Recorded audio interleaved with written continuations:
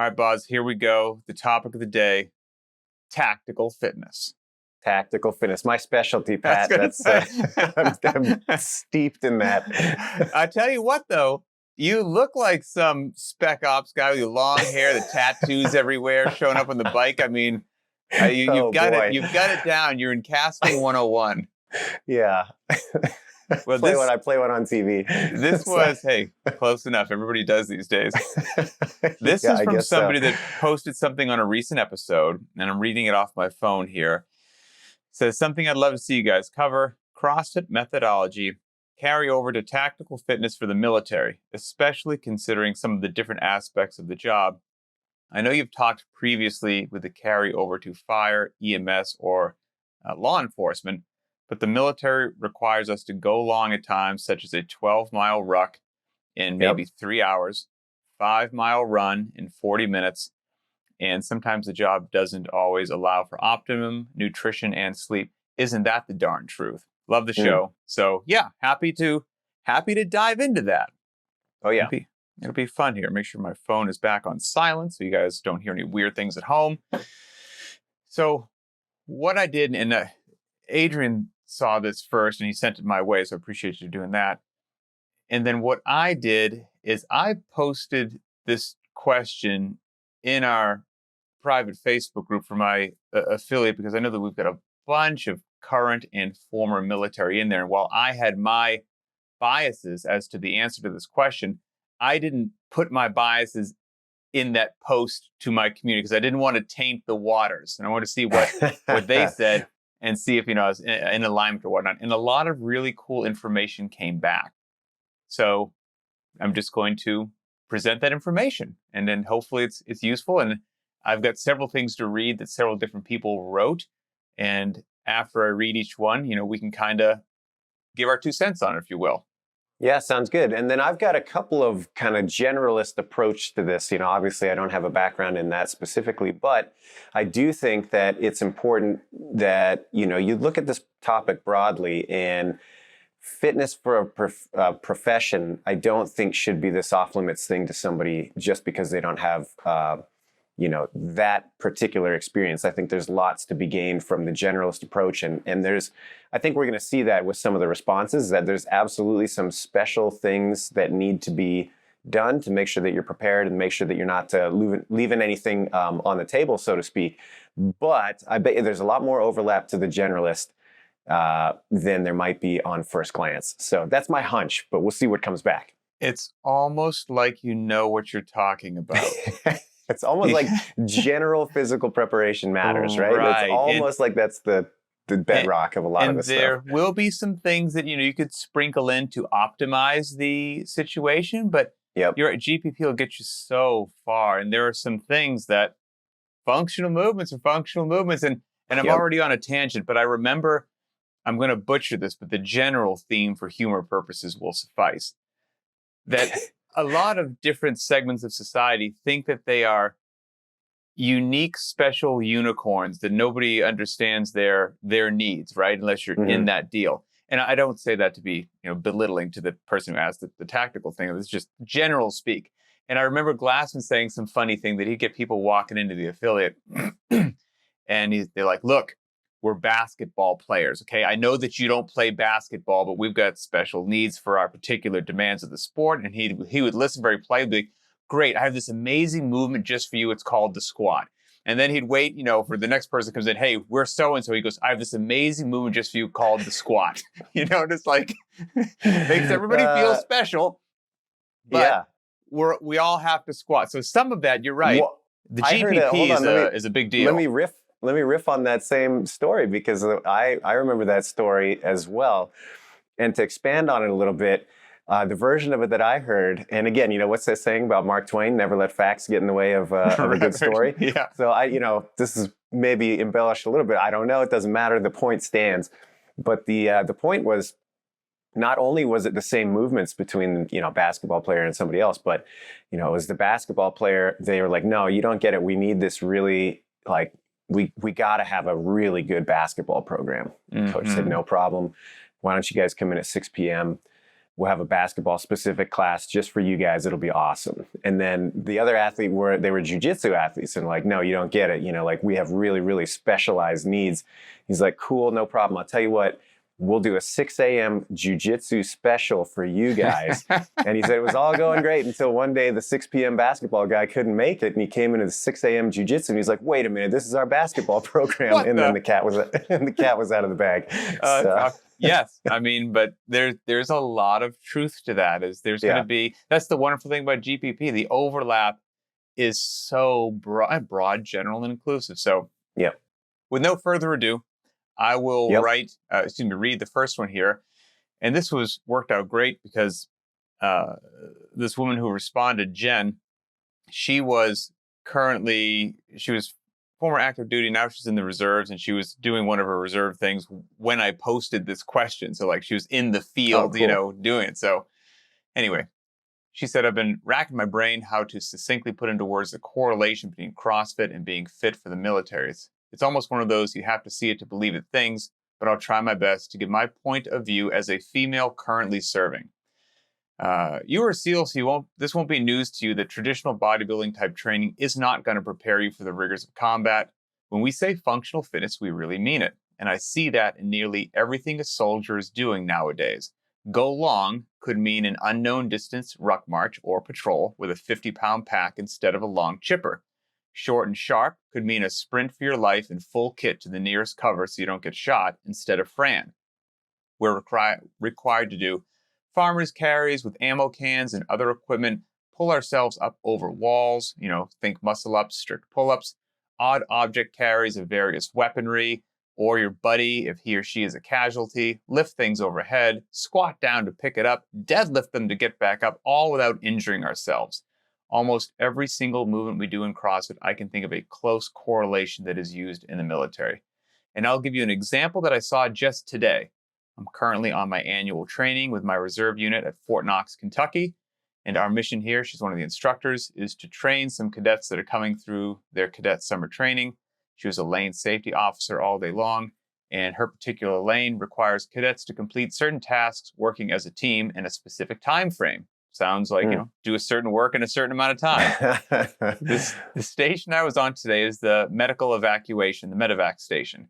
Cadets had to move a downed casualty, which is a life-size Rescue Randy mannequin, across a blown-up bridge in odd positions on top of small wooden posts, on top of a litter, and Randy weighs close to 200 pounds, probably. Wow. And I can't tell you how many times I saw the cadets have to do a 200-pound deadlift to get the litter and Randy up off the ground, essentially muscle clean it to their shoulder level, and then so they could carry it across the planks and move to a different checkpoint. Most of these 21 to 22-year-olds were struggling to lift the litter and Randy, even with help. It was just flat out too heavy for them. Had there been a real casualty, full kit, combat zone, I'm not sure if they would have been able to accomplish the mission, but I can guarantee that if they were doing even 6 months of CrossFit-style workouts, they would have been able to. This is already long-winded. I won't take up more of your time. I'll just say this. As a female, especially in a male-dominated environment, being able to keep up, pull your own weight is vitally important. Not only does it automatically gain you respect from your male counterparts, but it also ensures that when push comes to shove in combat, you'll have a better chance of being an asset rather than a liability.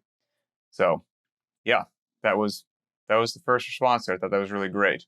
Yeah, right on. I mean, isn't that what we all want to be? Is an asset, not a liability? I mean, yes. You take that out of the context of being in the military. I mean, that's what I want to be generally, and I think that for a lot of us, that's what drew us to CrossFit in the first place. And I think that's also an important reminder is, yes, you're going to see some of these one-for-one type movement comparisons where, okay, pretty obvious that a deadlift was really necessary in this example that was given. But just because it wasn't mimicking, or if it wasn't mimicking a deadlift specifically, doesn't mean that strength that you gain from the deadlift isn't going to pour over to something else. And that, I think, is something that's really important when we start talking about the application of your fitness. It doesn't have to mirror exactly what you're going to be called to do if it's a good GPP program. The whole point is that what you're doing will have this spillover into other things, even if you didn't or couldn't train specifically for them. So don't forget that. Don't think, well, I should say that sometimes you see people with good intention going down that path where all of a sudden, hey, my training's been going great. I feel generally like I'm pretty fit. I've got capacity in a lot of areas. I have this specific thing that I'm called to do. And now my training skews so specifically towards that. And somehow the benefits aren't as fruitful as I thought they would be. And you're like, yeah, because you're missing the rest of that recipe that made your GPP so good in the first place. So you got to be careful to not specify too much, even if you know what the task is. And maybe I'm on the same sheet of music with you here. You mentioned something in a previous show, and I think it was a show that we did that involved odd objects and sandbags and things like that. And I think we made the correlation that undoubtedly most things that you'll pick up in the real world aren't a 28 millimeter neural barbell that sits mid-shin. They're going to be some well balanced. they're going to be some weird thing that's a little awkward, and you probably have to straddle it. So that's more realistic, but that doesn't mean that you should use the sandbag every single day in your training and never deadlift with the barbell because it's more realistic. The barbell is so versatile and will allow such a great range of loading and just variance that it will transfer beautifully to the other without you having to do it all the time. So point being, nothing in Jen's description looked like a perfect power clean or a perfect deadlift, but that doesn't mean if you're in the military that you shouldn't have a barbell in your hand regularly and only work out with odd objects. So I think that might be a pitfall to kind of make sure people avoid. Absolutely. Yep. Yeah, okay. you want the program and the recipe that is going to have the biggest carryover to other things, not how do I specifically address this one task.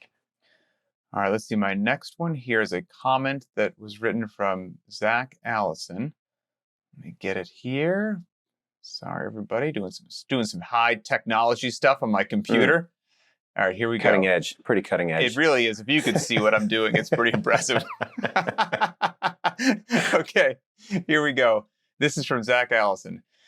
I found CrossFit during my last year in the Army. I wish I had found it much earlier.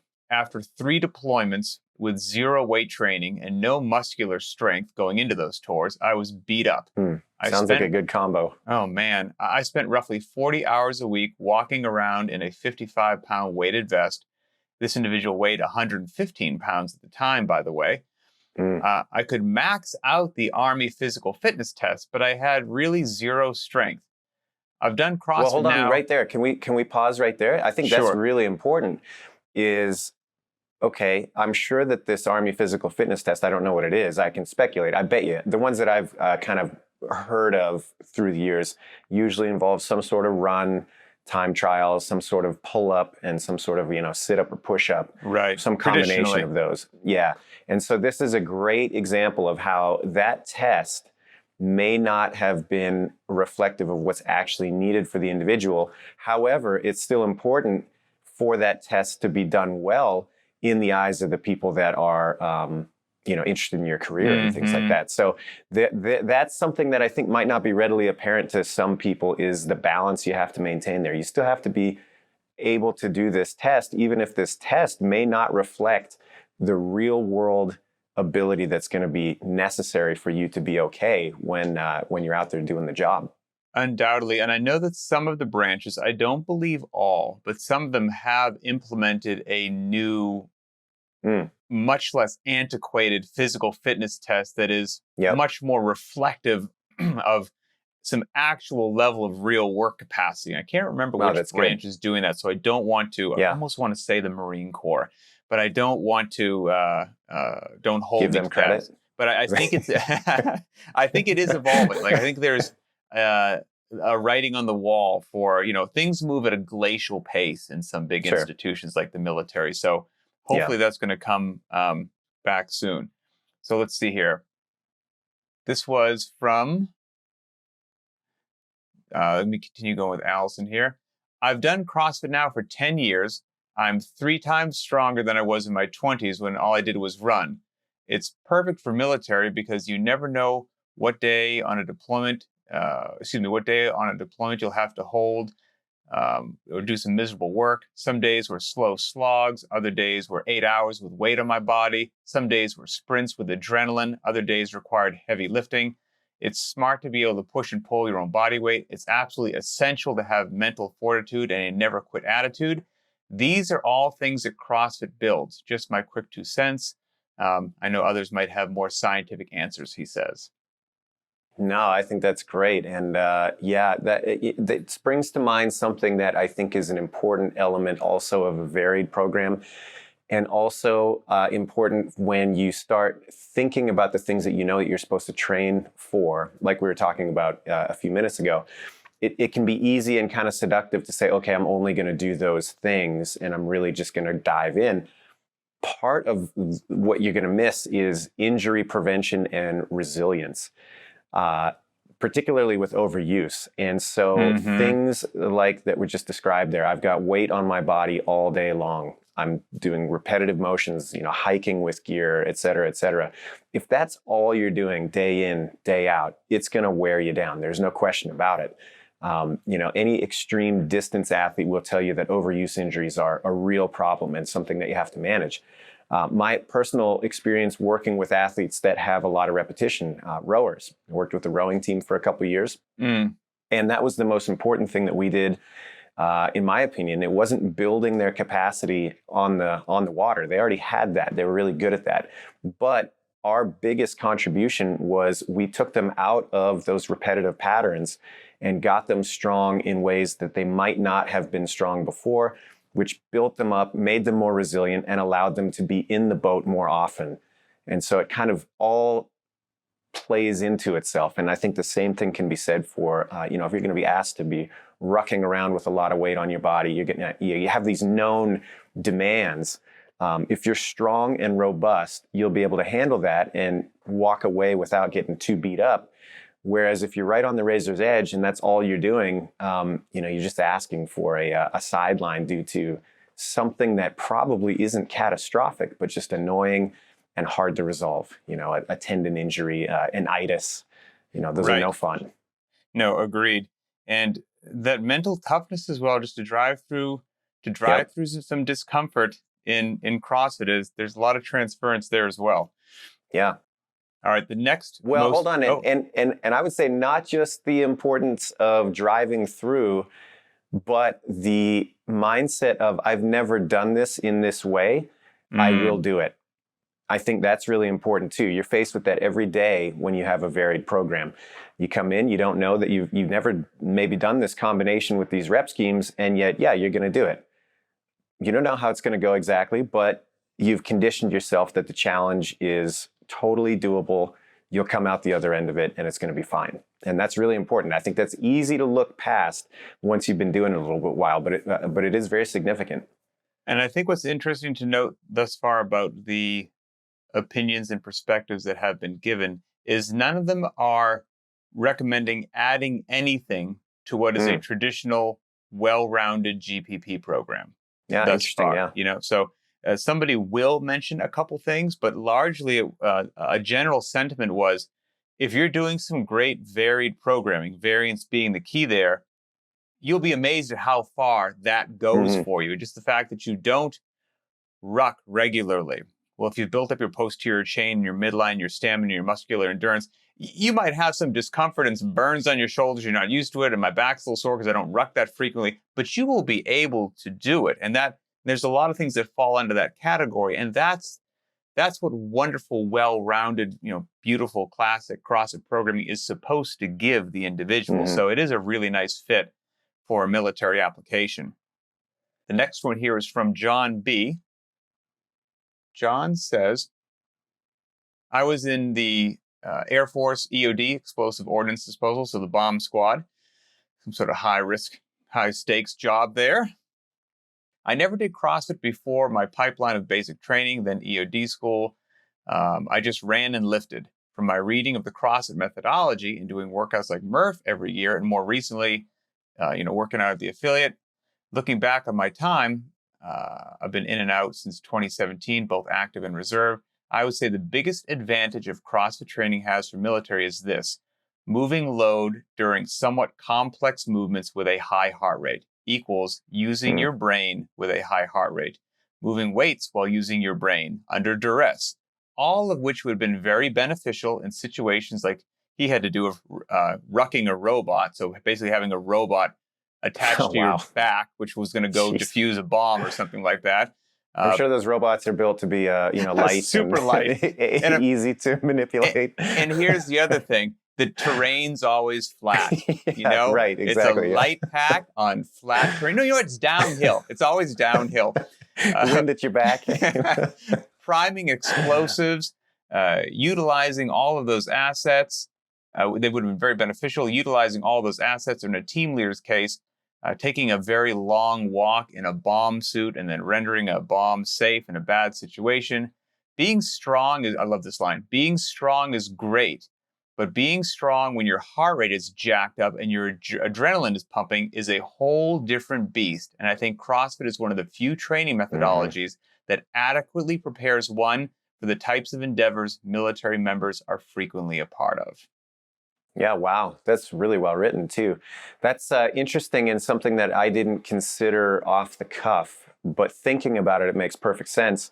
And that's one more, I guess, arrow in the quiver, so to speak, for the need to train complex movements, particularly when you're fatigued. There's a certain camp of people that'll want to argue that, oh, well, you shouldn't learn to snatch. There's not a ton of utility in it, especially if you're never going to get that, 250-pound lift anyway. What's the point?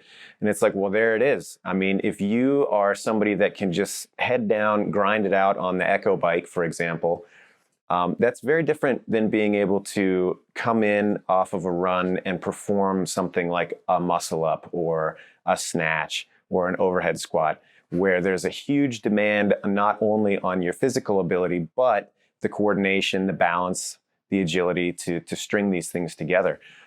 That's something I wouldn't have picked up on right away. And that's really interesting that he's making the connection between that type of training and having to do something cerebral on the job. That's it was cool. A very intelligent point. And it is another great one just to have in that, that answer as to why technical movements have benefit, why doing them under duress has benefit. And it's pretty profound. So one that I'll read, and then we're just going to have a quick little chat here. But this one's great.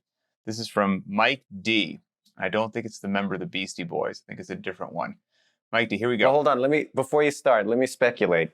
And you tell me, did you get any responses where somebody wrote in and said, you know what, CrossFit's really fun, but I didn't find that it had much of an application to real world need when I was on the job. I think you'd be better served running 3 times a week and then doing, a traditional bodybuilding split. Did anybody come back?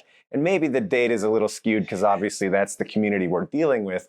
But was there anybody that made the argument that hey, I returned to traditional training and I had better results for my job? Adrian, I didn't see that. Yeah, not I didn't surprised. see that. This last one, I just have to read it because I think it will appeal. There's always a certain percentage of the audience that loves to nerd out on things that I think this will really appeal to the nerd population, which, by the way, a beloved segment of society. Absolutely. Here we go. Makes the world turn, Pat. Sorry. All right, this is from Mike. Hey, Pat, former Marine infantry. I think there are many benefits that CrossFit has to military personnel. I remember being a boot camp recruit, eating some sand while the drill instructors were talking about CrossFit. Needless to say, while preparing for my level 1 in 2010 and reading the L1 guide, I realized that one of the number one priorities of military personnel, whether it's infantry, SEAL, Delta, whatever, is work capacity.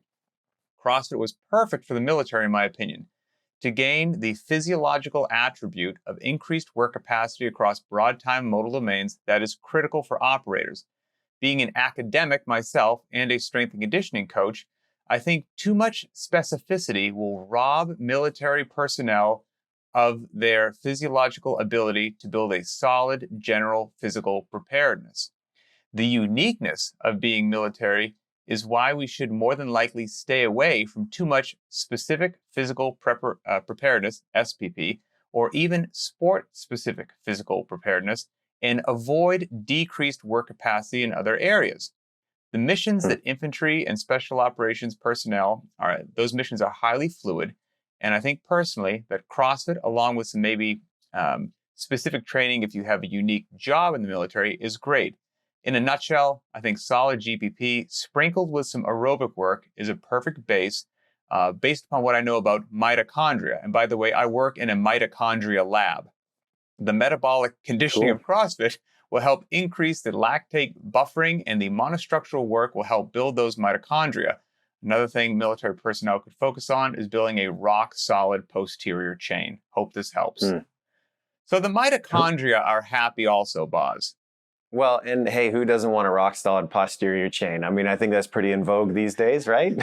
What a t-shirt that could be. Very not random. Happy mitochondria and a rock-solid posterior chain. Boom. There you go. So put me down for a large. I'm in. So even from somebody who is literally a scientist who works in a mitochondria lab and is a CrossFit enthusiast and is a former Marine infantry, like all those worlds collide to whether you want to talk about just what I'm seeing in the gym? Do you want to talk about what the methodology says at the level 1 manual? Do you want to talk about what's going on at the cellular level of your body? All of those things are in harmony. They're all working. General physical preparedness, it gets the job done. So. Oh, that's awesome. Well, let's put it down to brass tacks then and kind of put a bow on it, I guess. So we have, somebody, they wrote in, they're a little concerned, maybe not concerned, but they want to make sure that they're going to have the capacity for some of these more distance type events, more of these kind of longer stamina based things like a ruck run, etc. So how often do you think that's going to need to be trained specifically outside of what they're already doing? Is that once a week? Is it 3 times a week? Is it once a month? What's the number there broadly that is going to push you enough to that specific thing that you're competent but not detract from the rest of the training that you're putting in? Yeah. What's funny is, well, like I said at the beginning of the show, if you're doing well-rounded programming, you can go out and do it. And by the way, that's not just my fluffy opinion, because I just programmed a workout sometime within the last month, and it was run a 5K, or giving people a choice. People love choices. Run a 5K, or for 1 hour, do a rucksack march with the loading of your choice, and just let's see how much distance you cover in 1 hour. So it's your choice. You want to go for a 5K or do a ruck march? And while I've posted other 5Ks, I hadn't posted that either or option in probably a calendar year. So some people hadn't specifically thrown a ruck on their back in 365 days. And a bunch of people chose that option because it sounded fun and cool in variance. And everyone put on anywhere from 30 to 50 pounds and covered a fantastic distance. And everyone could do it just from regular GPP CrossFit training. So the question then becomes, yes, okay, it's possible, but what can I do to optimize it a bit if that's a regular demand of my job? And I would think if you're doing good CrossFit GPP, if you're going on 1 to 2 rucks a week, I think you'll be perfectly fine. And 1 might be just good, just to keep it fresh in the old mind and the central nervous system. You know how the ruck feels. You know what that pain, so to speak, or that feeling, that sensation is like. And just to have that loading under your body for 60 minutes is not something that occurs a lot in other workouts where you have something on your body for an hour. It's kind of unusual. And so it is a different stimulus. And so touching it 1 to 2 times a week, I think would be plenty and done. And that doesn't mean it has to be super heavy. It doesn't have to be something like that. And it can just, and done at the appropriate loading and distance, it won't beat you up in a way that won't allow you to go back into the gym and train for the rest of the week. It could just be a nice addition too. So that's what I would say to that. And I would also say that if you felt the need, that's also what you might consider for adding a little bit of extra running. If you felt that's what was needed because you needed to go do some 5-milers at work every now and then, you need to hold 8 minutes a mile for that. 1 to 2 runs a week, you could be just fine. One of those maybe just getting some miles on. It's kind of that longer, slower, steady state run to make sure that your knees and hips and ankles are used to pounding the pavement for 5 continuous miles or whatnot. Because if you haven't done that in a while, you will feel it the next day or two. and maybe people who have blown off 5Ks for a while and then did a 5K felt exactly that. And so you just want to keep that dust blown off of that. And if you're doing 2 a week, I would do 1 like that, and the other one I would get some speed work in. I wouldn't do 2 just long and slow. 1 long and slow, and 1 kind of a more sprinty speed sort of a day. That would be generally my recommendation there. Cool. And that still leaves plenty of time for other training and plenty of time for practicing other stuff that's going to support your general capacity. So that's the important thing. And the only thing I would say is maybe bias isn't the right word, but some movements that while they transfer all over the place, there's a couple that I do think are really well fitted to the military athlete, and especially what the military has been doing recently with terrain and mountainous regions and things like that. And it's funny because every now and then when Dan Bailey and I would go on a hike through the serious mountains, I like to think that we're both relatively fit. At the end of it, where I was like, man, if we did just this sort of hike, which to a degree, that's what military personnel are doing, rucksack on your back, going up and down mountains. We're like weighted box step-ups and weighted lunges. Even, I almost want to say even more so than traditional squatting. Weighted box step-ups and weighted lunges for a decent time domain or distance. I mean, that sort of muscular endurance, like that mid-range that can go and go and go, that is your friend. That is your friend for sure. That sort of leg stamina. That would be my 2 cents on that. Yeah, cool. So that's about all I got there. Yeah, me too. I think that's fun to think about. And again, to kind of pull it back out to the broad application, if you're not in the military, you don't have a job that demands a real specific physical fitness. The big rules still apply here. The broad capacity that you do develop is going to serve you well, regardless of if you can see a circumstance coming or not. So don't lose sight of that, no matter which side of the fence you find yourself on. And there's one, I'm not going to take us down a rabbit hole, but there's one more thing that I wrote down, luckily, because I never would have remembered it. Yeah. And I think it can be seductive to think that if you have a certain kit that you operate in, that you should work out in that kit all the time. And I don't think that's the best course of action. So whether it's body armor, weight vest, if you're a firefighter, your breathing apparatus, like whatever it is, don't think, well, I have to function in this, so I should work out in it all the time. This isn't the most sophisticated way that I can say it, but if you're working out in your kit all the time, all that's doing is giving you a reason to slow down and kill your intensity to some degree. Yep, exactly. Keep it off most of the time.